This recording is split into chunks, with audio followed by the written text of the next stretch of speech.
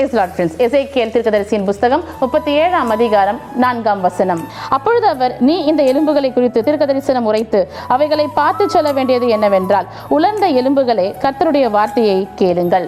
உலர்ந்த எலும்புகளே, கர்த்தருடைய வார்த்தையை கேளுங்கள். எசேக்கியேல் தீர்க்கதரிசியை பார்த்து கர்த்தர் கொடுக்கின்ற ஒரு தீர்க்கதரிசன வசனம் என்னவென்று சொன்னால், எலும்புகளை பார்த்து ஒரு தீர்க்கதரிசனத்தை சொல்ல வேண்டுமாம்.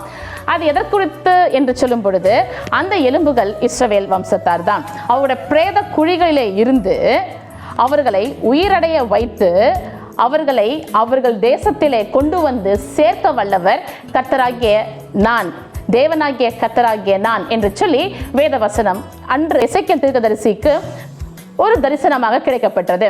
இது நடந்ததா என்று சொல்லி பார்த்தால் நடந்தது.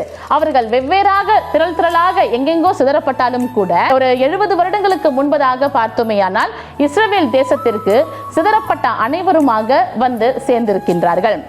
அந்த நாளிலே நான் கர்த்தர் என்பதை நீங்கள் அறிந்து கொள்வீர்கள் என்று சொல்லி வேதவசனம் சொன்னது இந்த நாட்களிலே நாம் கண்கூடாக நிறைவேறினதை பார்க்கின்றோம்.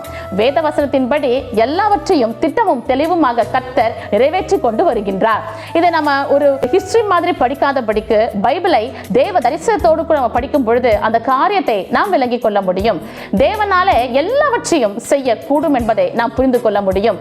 எப்படி ஒரு தேசமே இல்லாதபடிக்கு உருவாக்க முடியும் என்று சொன்னால் அது கர்த்தரால் மாத்திரம்தான் ஆகும்.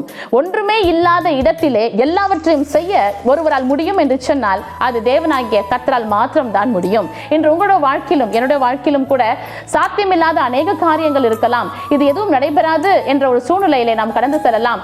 நிறைய கேள்விக்குறிகள் நம் வாழ்க்கையில இருக்கலாம். ஆனால் எலும்புகளையே உயிரடைய செய்ய வல்லவர், அவைகளுக்கு நரம்புகளையும் தோள்களையும் உருவாக்க வைக்கிறவர் நம் தேவனாகிய கர்த்தர். உங்களுடைய பிரச்சனைகளை பார்த்து அதை பார்த்து ஒன்றுமில்லை போ என்று சொல்ல அவருக்கு எம்மாத்திரம். உங்கள் விசுவாசம் கர்த்தர் மீது வைக்கும் பொழுது கர்த்தர் அவைகள் எல்லாவற்றும் இருந்து உங்களை நீங்களாக்கி ரட்சிக்க வல்லவராய் இருக்கிறார். அவரை நீங்கள் விசுவாசிக்கிறீர்களா?